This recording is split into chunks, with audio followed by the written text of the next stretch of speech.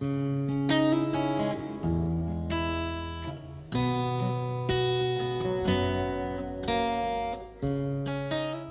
very welcome back here to join us and our 6 young journalists for the Net newspaper as we have a review of what's been happening in their lives with the work that they've done over this past number of months. We're here in the oratory of St Joseph's Boys' School in Cregan and Derry, a beautiful new addition to this fine school, and we're very grateful to the college authorities for allowing us to come in here and have this conversation. We have Holly and Gemma and John and Oisin and Peter and Zara again, just reflecting on what the last number of months have been like for them and how they've grown in their own faith. And can we start with a little prayer in the name of the Father and the Son and the Holy Spirit. Lord, we ask you to send your Holy Spirit upon us as we reflect and learn and grow and allow our hearts to be formed. And in this Easter season, make us people who understand our faith and people capable of building hope in our society, particularly in these difficult and challenging times. This we ask through Christ our Lord. Amen. In the name of the Father and the Son and the Holy Spirit. Well, thank you very much for coming along. I know you've all been back at school and working away hard, and some of you are leaving school this year, so there's a lot of pressure on in terms of assessment, so I appreciate your time. You've been doing a lot of writing, very impressive writing, really, since the second half of last year. I wanted to start by just reflecting over this past number of months. We've looked at subjects like Carlo Acutis and his beatification in October. There was the book Christus Vivit, reflecting on the Synod of Bishops. There was the whole question of synodality and the conversation with Sister Natalie. There was something about baptismal identity at the beginning of the year. There was St. Columba this year. There was mercy and forgiveness leading up to Divine Mercy Sunday. And there was the whole thing of vocations. There was Catholic Schools Week. What do you think you've learnt, or how do you think you've grown, or what have been the significant issues that have stuck with you over all this extra work that you took on to read, reflect and write? Anybody want to kick us off? I'll start a bit. Okay, Oisin, yeah. Carlo Acutis was probably one of the best for me, because I really admired his use of computers and such to spread the message and all the miracles of God. The Eucharistic miracles, yeah. Yeah, the Eucharistic miracles. Mm-hmm. As someone who was in the computers myself, that gave me I could use them the same way he did, in the sense of the net when making the articles and such like that. I thought it brought me much closer to God, because I sort of developed it when I was writing for the net, if you know what I mean. And you can hear theory about God or grace, but to see it taking shape in the life of a 12, 14, 16-year-old who died so young of cancer. Mm-hmm. Anything else that struck any of you particularly? I say that I'm kind of the same as Oisin, where I remember Carlo was one of the first stories that I wrote about, and I remember seeing it on the Vatican News, and I flicked past it one time on Facebook, and I was thinking, well, who's that boy? You know what I mean? And then Mary then came up and said to me, you'd write a story on him. And so if it wasn't for Mary to ask me to write the story about Carlo, then I would never know anything about him, because I was for scrolling past and that was it. But a second thing I think was, leading up to the book club, I wrote a lot of articles on Christus Vivit, and it was also on the book launch of Exploring Christus Vivit. And I think it's got us more involved in, keeping up to date with where the church is at, what's happening in the Vatican and the Pope and the cardinals and all. So I think it's just nice to know this concept of synodality, where we can take our place. Yes, because very often we all live our lives locally, but you've got a greater awareness of the universal church. Yep. Okay, very good. Anything else that struck any of you? Yeah, I'd have to agree with Holly there too, Christian view. It really did give young people a boost in the church, so it did, and it just drives them just to keep at it and everything, and modernise it and everything too. And you're doing that in practice in your own parish in Iskaheen and Muff there? Mm-hmm. Just trying to communicate with all the young people and get them all involved into all these kind of groups and all this here as well. And you did some interviewing of bishops. both in Ireland and abroad, didn't you? That's right. We done an interview with Bishop Brian McGee, who is the Bishop of Argyll and Isles in Scotland. He became bishop, I think, 6 or 7 years ago, and we were chatting about what life was like during COVID, and there was some kind of crazy answers he came up with, like learning how to play the tin whistle, like kind of relating to himself back to his home in Ireland, where his mother grew up in Belfast and his father was originally from Vivit. So it kind of did bring back some of his memories too, like, and I suppose he was limited to travelling across the islands as well, to different churches and parishes. So he was kind of really stuck in his own kind of parish in Brook Hill House, really. What do you think the engagement with Christus Vivit, that document from the Synod of Young People, that encouraged you to go out? I would encourage and everyone, ask Bishop, can I have an interview with you, please? That's it. Yeah. So it would encourage like a lot of young people across the world, like, and it does give them a great boost into the church. So it does. Good. Any other particular memories, folks, of the last 8 months or so? I enjoyed Carlo's story too, because through the technology, I think it taught us, like the way technology today, like it's more or less social media, and it's all like really highly developed platforms. He used it in a way, did like more or less like a sponsorship towards faith, and he really engaged and brought young people in, I think, away from all the negative sides of social media or like just internet in general, and kind of showed them that it can be used through faith to go back to the original meaning of love and loving yourself, because I think so many people can use that in a bad way, whereas Carlo has taught many people that like they base stuff around your faith and your love, and that even God has given you these things such as technology to be able to do certain stuff and to be able to like develop. So that's, and that young people are particularly adept at using those media. Yeah. To engage with your peers. Yeah.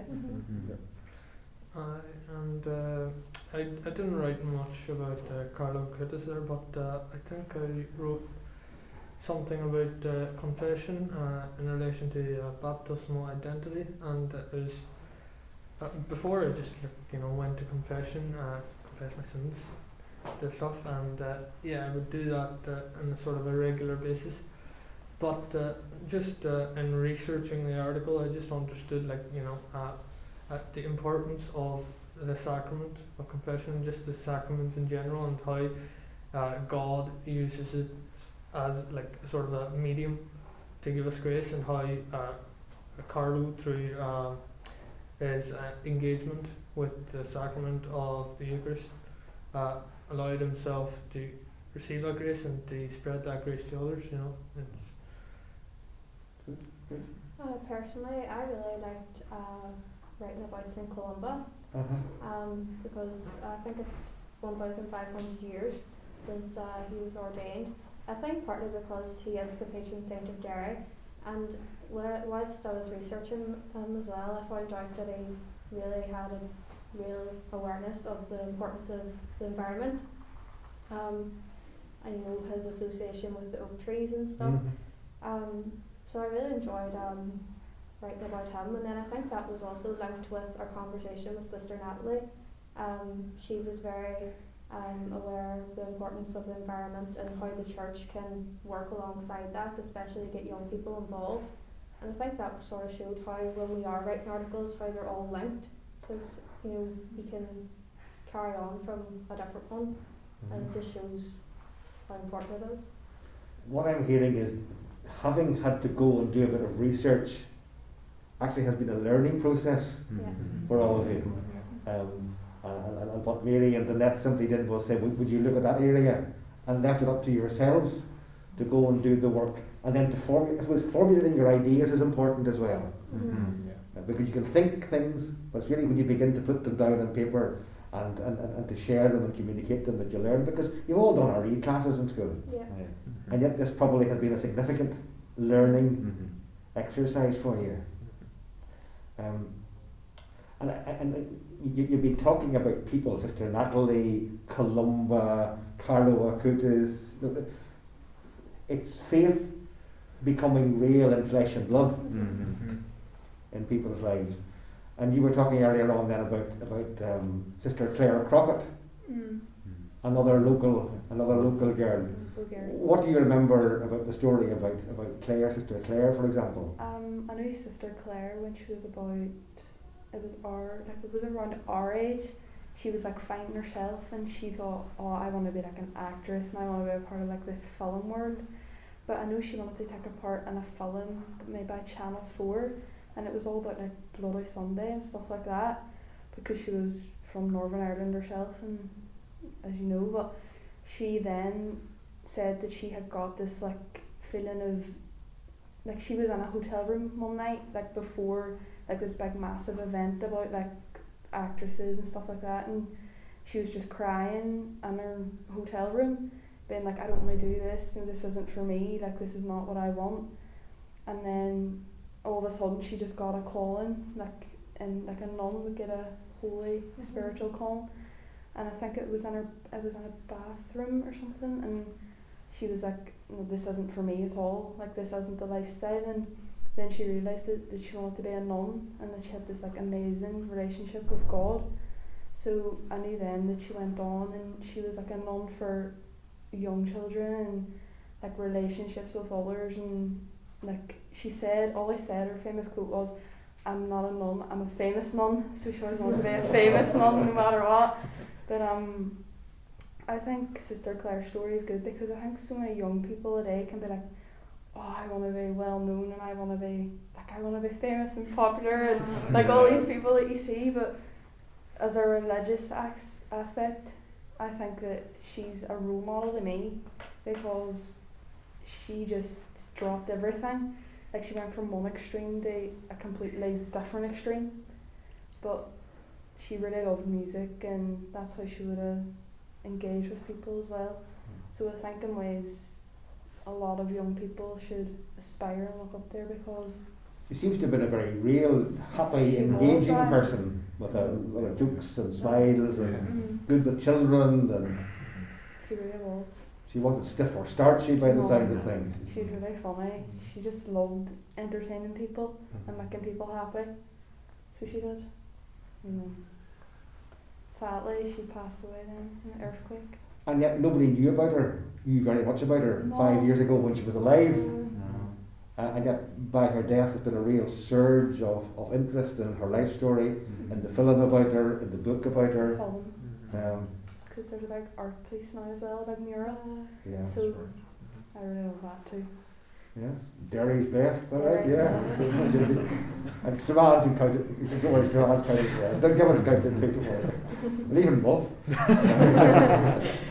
Well, you've looked at a whole series of subjects. What are there other areas that you would like to look at, or you think young people of your age would like to be looking at? What are the sort of the key areas? I don't just mean to understand faith intellectually, but to develop your personal sense of faith. What other areas do you really feel you haven't been given enough opportunity to investigate? Are there other areas? Maybe that's hard to. Well, I do think that maybe young people feel quite disconnected from the church, because, as you say, we've all taken RE classes and many of us go to Mass, but with us doing the net, I think we actually had to work out our own faith for ourselves. We won't put it into words, but we had to, acknowledge what it was we had ourselves. But I think maybe many people don't do that. They just go and they listen, but they don't actually, comprehend what the true message is. I think too, young people need that chance, that opportunity. They need to be invited. They'll never put their hand up and say, I can't go with that. I know you were saying at the very start there about we need to find more people than just the 6 of us. But behind a lot of my stories, there's been about 10 other students. That have asked me the whole RE class, and they've been involved in some way or another. So actually more than what we think is involved in the articles. So I think that's what my point is just that they need to be invited and then to explore their own interest, as Zara was saying. Like say, like the young people in my parish, like I've been writing about them, giving them a boost with John Paul, our students, like, and even across the dioceses too, like they are giving us the chance to write about them and expressing them too, like. And obviously you've encouraged, inspired one another with the six of you, as well as, for example, your group, being together and discovering together is an element, I think, in what this experience has been like. Is that fair to say? Interesting, you're hoping to study theology. Why? Theology, yes. But in Latin, theology was described as fides querens intellectum. It means faith seeking understanding. And I think you've been suggesting there, Zara, that you have some sort of gut feeling about God and church and sacraments, that you sort of feel, I'm interested in this somewhere or other. But theology really is trying to articulate that, which is what you've been doing in some ways in your articles. It's finding a way of talking about what it is that somewhere or other in your belly you feel, this is meaningful to me. It's a way of connecting the mind and the soul. Yes, yeah.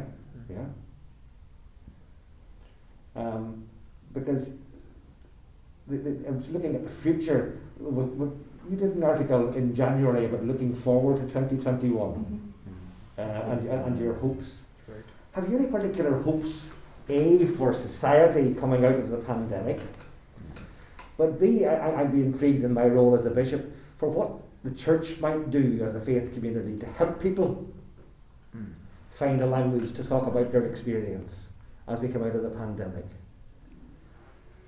Whether it's to do with the environment, whether it's to do with mental health, whether it's to do with people who are depressed, whether it's to do with whatever, community, I don't know, beauty.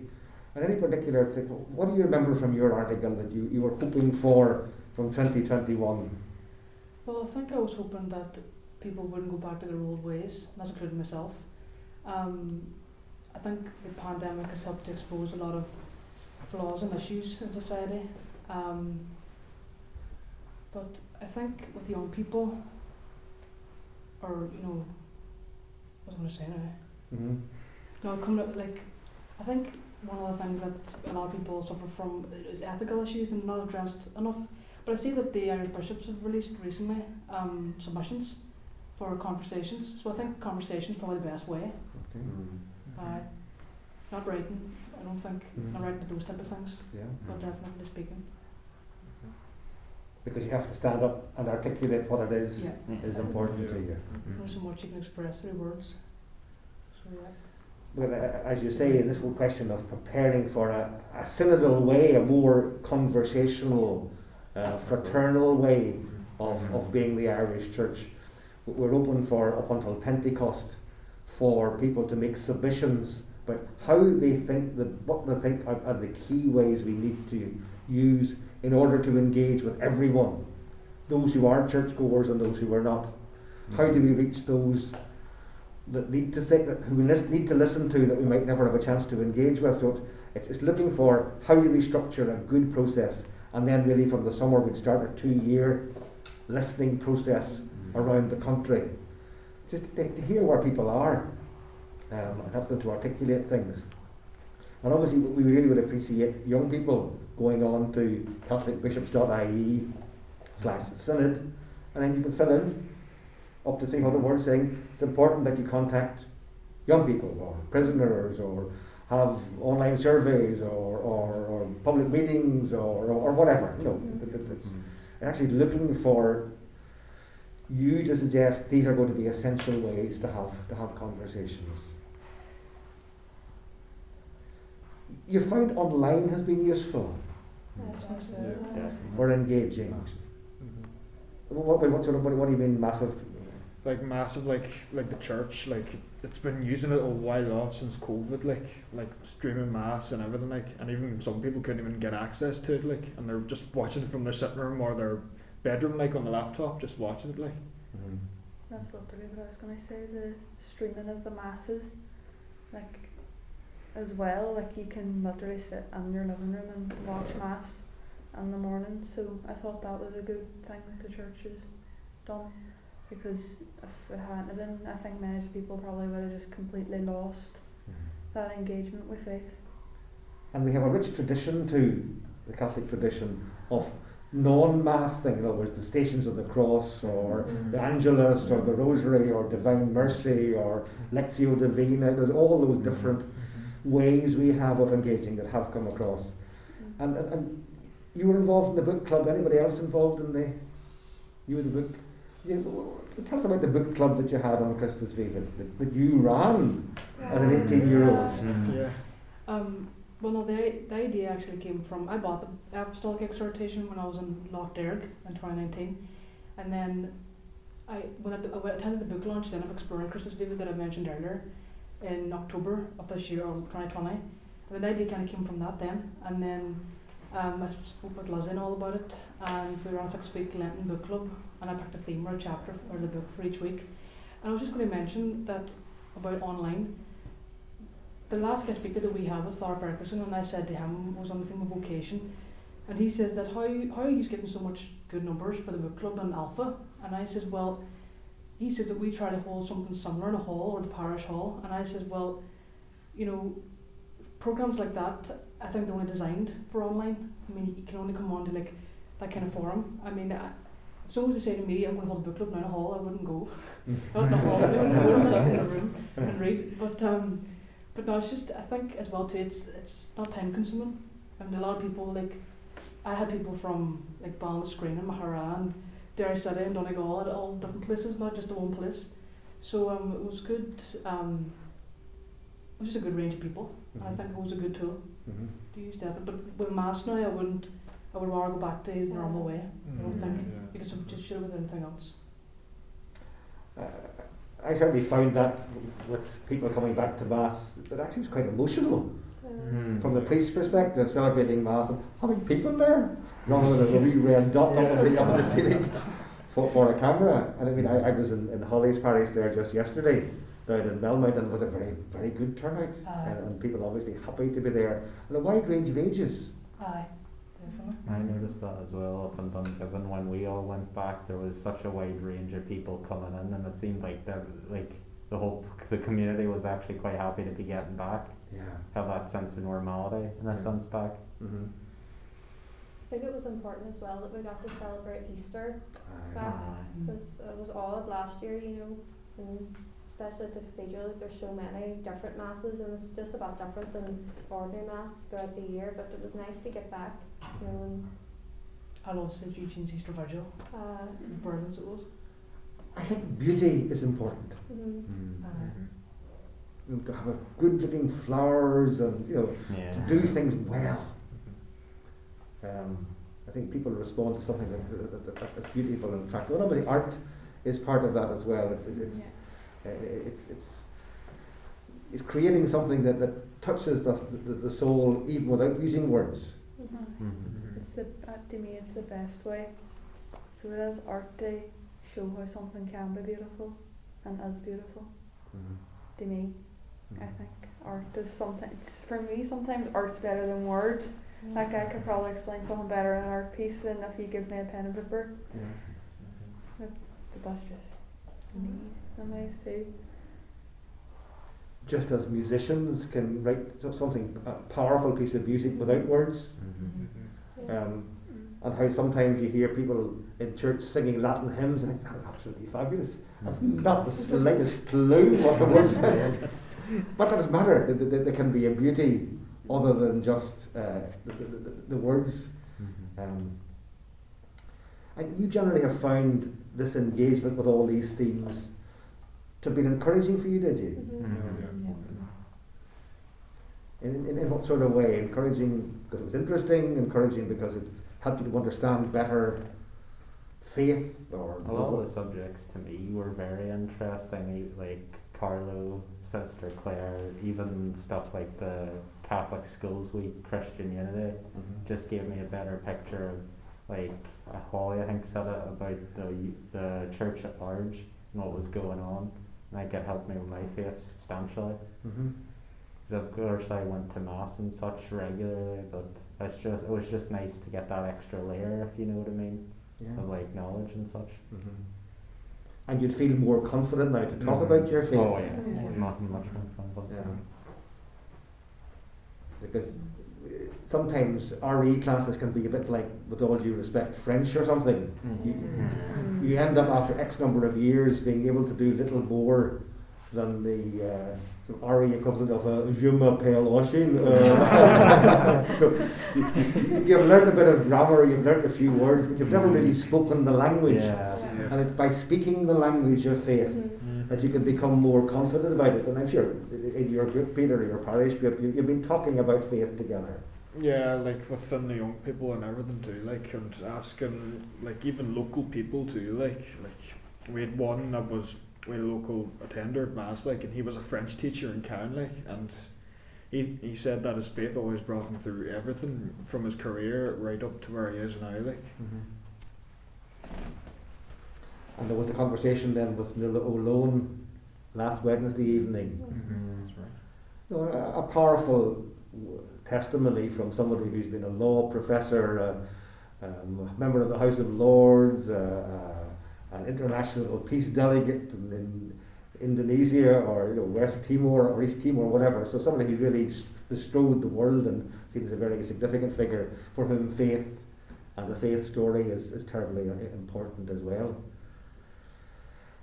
As a church coming out of the pandemic, what sort of structures do we need to be keeping up, putting in place, if we are to engage with the good number of young people that we have engaged with in different ways? Is it going to be an awful lot more online? Yeah, I think that the fact that the church is, how do you say, it's engaged more with online through the pandemic, or the fact that the pandemic has made the church engage more with the online world than it was before, is a positive thing, and it's I would say a good foundation to actually reach out to many people who are most likely, like, I would say this for, well, I kind of do it, so I don't know if other people do it, but speaking for myself, I would get up in the morning and the first thing that I would do is I'd probably check Instagram or something and scroll down and sometimes seeing what the church is doing, or a post of Pope Francis or something, like that, and a prayer quote, etc. That's like sowing seeds to the to young people to actually engage with their faith, and the fact that the church has become increasingly engaged in the online space is a good thing, and and is taking you seriously. Yeah, exactly. Like the idea of Holly's book club too, like it reached so many people across the diocese and even outside it too, I'd imagine too, and all other stuff as well, like through interviews and whatnot, like, and even if you just post it on Facebook too, like 1 minute it could be 10 views, and then the next 5 minutes then it could be 100 then, like, so everyone is on it and watching it, like. The people tell people tell people. Basically. The word does travel around if there's a recording or an engagement of some sort. I mean, I have the sense it's given you great confidence to deal with difficult issues of faith, and not being afraid to say, well, I believe this is important. I struggle with that. What I'm hearing is that the best missionaries to young people are yourselves. In many ways, our job is to provide the environment, the stimulation, the opportunity for you to shine, but that you're very capable of engaging with these issues. And one of the conversations we had, I think it was week 2 of the book club that I had, there was quite a few sensitive topics on it, and I was afraid whether or not they did probably discuss them, just depending on what the reaction might be. But everyone was very mature about it, and they had the platform, they could express whatever way they wanted. And I think when we got the feedback back, the evaluations, they were very appreciative of it, and they said they definitely would do it again because of the platform they were given and they could use their voice. But no, I think I was just really delighted by how much they appreciated it, and I don't think they blame the church for everything. They know it's in all walks of life, different things. But no, I was just happy to see it.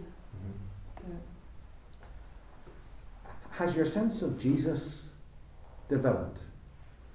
Because we can talk about ideas and church is this and beauty and so on, but unless you have that fides, unless you have that faith seeking understanding, then it really becomes just religious studies.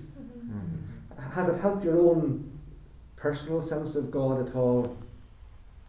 I would say like as you said about RE classes, when you go and you do an RE test, you're not thinking about what you're writing, you're just saying, how can I get the marks, get it all down. But when we're writing our articles, you do have to think deeper about it, and I think, as you mentioned Jesus there, all the teachings of the church, everybody's going to look at their own faith and what Jesus taught, and not everybody's going to agree. But I think it's when you actually sit down and think about what you believe in personally, that's when everybody can then come together and discuss it. And obviously other young figures like Carlo, Acutis or Claire Crockett or St. Columba were people who had to struggle. That's what Claire Crockett certainly had to struggle with people not supporting her and thinking she was mad, or Carlo had to cope with cancer, and Columba with going abroad after a battle apparently over a book and so on. So their faith journey wasn't easy. It wasn't, oh, pennies dropped, they actually were engaging with hard issues. What do you think are the most important things that young people would need to hear about Jesus and faith nowadays? What do they most need to get? I think in recent years there's been very much of a focus on self-help and so on and so forth, but often in these discussions about improving one's life, etc., many people I often think, like, if you could bring up Jesus, like the grace that Jesus gives through the sacraments, etc., like people neglect it. They think I think we were learning this in philosophy class at school. I think Defoe's Robinson Crusoe, like, man can do everything by himself, he doesn't need God or anything else. Like, that idea that we've had for the past couple of decades, it's turned out to be false. Like, many people here in Northern Ireland, the suicide rates are pretty high in Northern Ireland. And it's not because of other places like the Troubles are on, but because they don't have an idea of what to do in their life. They don't have a sort of a meaning. But I think that's what Jesus is. Jesus is the, if you are to be a Christian, Jesus is the core of your life. It's like the essence of everything that you do, trying to live for Him, if you will. Yeah. Which gives meaning to everything. Yeah. Even the cross. You certainly have a sense that some people struggle to find meaning or hope or forgiveness. Sometimes of themselves, what it really is that gives them enthusiasm. What gave Claire Crockett fire in her belly? What gave Columba a fire to keep going? What gave Carlo Acutis? It was some sense of God, of Jesus, of the power of grace, of heaven. Because that really is where the big leap comes. You can all sort of argue about moral teaching, or should we study Latin or whatever, but I think it really is that the leap really is, do I believe that Jesus is the one that gives ultimate meaning to everything? That He is God? Am I able to believe in that? And then, a word that you used earlier on, do I believe in a God who says, my life is precious, I have a dream for you? Me? Myself? That sense of there being a call to sainthood, to holiness. I mean, I imagine that's difficult in a world which says, I want to choose. The sense that you are chosen. And yet the saints we were talking about seem to have been able to make decisions. And take the difficult routes, because they were the important ones. I mean, you have done Loch Derg and climbed Croke Patrick and so on. Anyone else done Loch Derg? I did it. Not yet. The closest I got was a virtual pilgrimage. Yeah, the overnight one. That Yeah, was the closest I got. yeah. Well, you've done the real thing. That's what you said. You got Christus Vivit. Yeah, tough. It's tough, but I'd say it's probably the best pilgrimages I've ever been on, like, definitely. And it connects you with people like that, St. Columba and St. Patrick and that monastic period in Irish history. So again, like, that I suppose that, like you were saying yesterday at Mass about parishes and communities and we're pilgrim people. I think we just learn a lot of each other as well, and that's how we discern, I suppose. We in dialogue, we praying to God and then talking with each other. So Loch Derry was good. But all those hints to difficult things. There was no cheap grace. That sainthood really is a tough journey. And yet you seem to be facing into that with a degree of hope and confidence and trust, which is certainly what I hear. Have you been better able to pray over this past number of months? Has your prayer benefited in any way from your reflections or from your engagement with the stories that you were writing? Have you any sense of praying differently or trying something different, or I think I discovered that you can pray in different ways. It doesn't actually have to be, you sit down and you say your set prayers.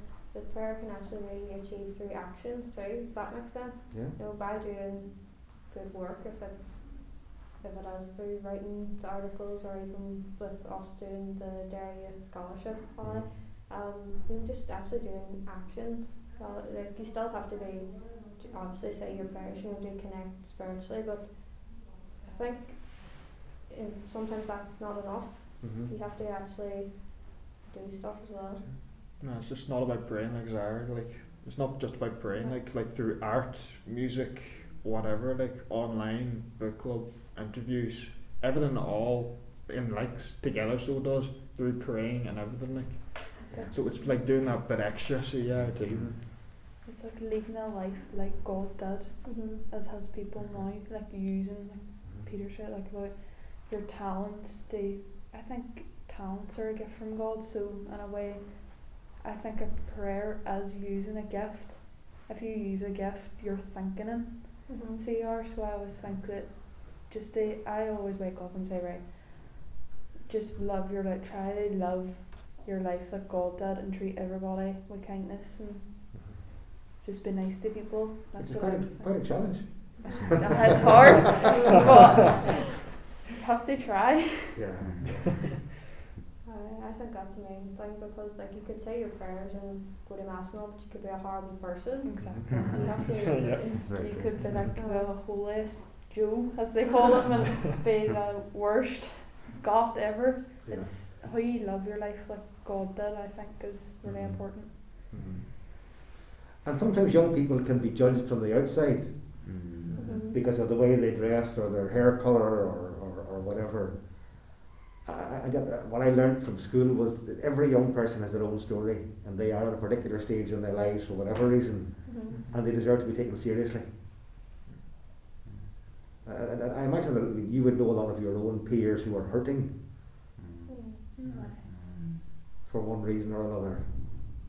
I feel like a lot of people feel like they can't be individuals, so they can't now without being judged. Like, and Zara can share her thoughts on environmental problems, and a lot of people, it takes courage to do that, because a lot of people would be scared to voice their opinions or stuff like that. So I feel like some people are oh, I shouldn't say this or I shouldn't say that, because they're scared of what other people might think.